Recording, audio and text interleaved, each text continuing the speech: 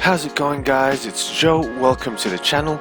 Today will be more of an information video rather than anything else about all the things that I've been able to gather about the next content release that's related to episode 9. So there will be a lot of things to cover, so let's get right into it. First of all, the devs have clarified and said that there will be no first order reworks, as they've stated that it can be quite time consuming and that they would rather focus on the new characters being released. However, they did state that much like Plo Koon's new touch-up, there may be some stat changes here and there. They've also clarified that there will be under 10 characters that are coming in relation to episode 9, and yesterday they officially released the kits for General Hux and Sith Trooper, as well as teased the release of Galactic Legend Rey and Galactic Legend Kylo, which makes for about 4 characters, depending on if they also release the General Hux capital ship, which leaves us with about 4 to 5 more characters to speculate on. So I really find this post quite interesting, and it's good to see that we're going to get fresh new content that we can speculate on and possibly enjoy in the game again. So it feels to me like the new iteration of, legendary event or epic confrontation event. So I'm pretty excited for this. Tell me your thoughts on this, guys. They have said that they can't tell us too much until the movie comes out. So we'll have to wait for more information on this. So without further ado, guys, let's get right into General Hux's kit reveal here. So he is a dark side alignment support for First Order, and his synergy is as follows. Just on the screen here. He's got a new dominant status effect which prevents counterattacks and grants First Order allies 100% counter chance.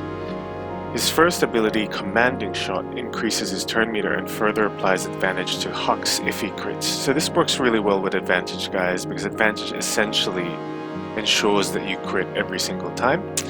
Repressive Fire consumes advantage and dispels all buffs from all opponents. So it's a multi-buff dispel, much like Darth Sion's ability. This ability also acts like GK's multi-assist attack, however adds 25% more damage on top. Third ability grants target ally a bonus turn and potentially resets all targets' cooldowns.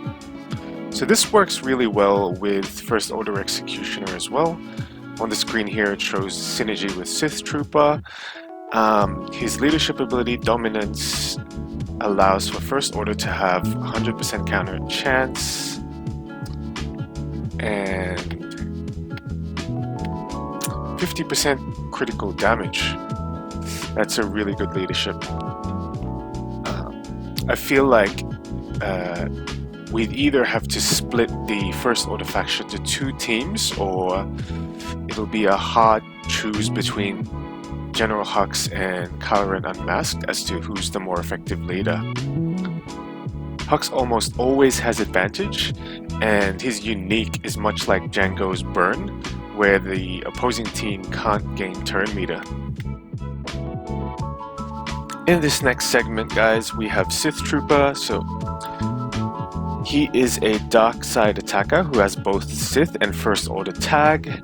He has a lot of assist synergy as well as a really useful dispel. So I found that interesting that he's both a Sith and a First Order. More theory crafting to be had here. His first ability, Sith Strike, allows him to gain crit immunity if the opponent is critically hit.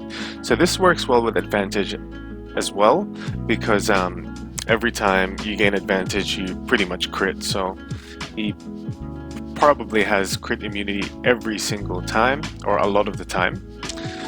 His second ability is an AoE that is more useful when some of your other First Order allies are being dropped. So much like Fives, I think this would feel like when Five sacrifices and then supercharges your team. When one of the First Order dies, it supercharges Sith Trooper as well.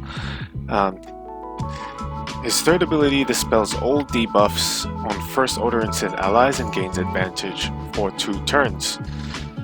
So if your allies already have advantage, they are called to assist. Wow, so there's a lot of assisting going on, and every time this guy assists, he essentially dispels. Now, this next ability here is what makes me really excited. This makes me believe that they're alluding to this character either having synergy with the current Palpatine, or there may be a new Palpatine coming out, as per the trailers for the new film coming out. Emperor's Legacy adds 50% critical damage if he has advantage, and he is called to assist every time a Sith ally scores a hit. So let me know what you guys think. Is there a new Palpatine coming out? Which, if there is, that would be very exciting. So there's a lot of advantage being spread in this team, and I just want to talk a little bit about advantage. So advantage is essentially a buff that adds 200% critical chance for one attack, which is essentially a guaranteed critical hit. They have changed a couple of things about advantage a couple of months ago. So just on the screen here, the changes that they've made to advantage are as follows. That if the opponent that is targeted by the attacker with advantage has foresight or somehow evaded the attack, that advantage is no longer consumed and stays for the duration.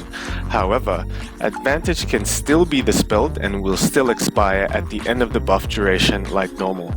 So that makes advantage a much more useful tool for the First Order. So tell me what you guys think. I'm sure there's more characters coming out and the puzzle will look much more clear once that's happened. There's a lot of theory crafting to be had, and I'm pretty excited for this. So if you liked the video, please leave a like, comment, and subscribe. I would really appreciate it. But thank you so much guys for watching, and I will see you on the next one.